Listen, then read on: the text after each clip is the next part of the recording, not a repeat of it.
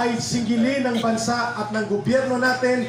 At bakit parang magaan ang ating pananalita sa ganyan kung ikukumpara daw sa ating pananalita sa Amerika na nanunulsol din, pareho lang? Please explain.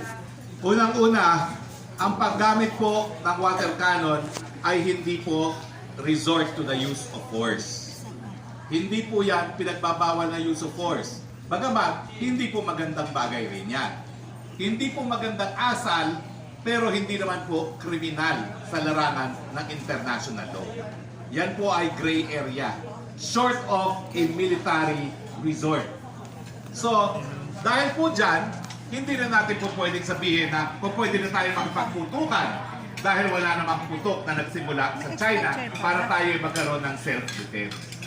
Ang pinagtataka ko nga lang, kapag binobomba naman tayo ng mga Chino, alam natin kung ba tayo binobomba. May ginagawa tayo na ayaw nilang gawin.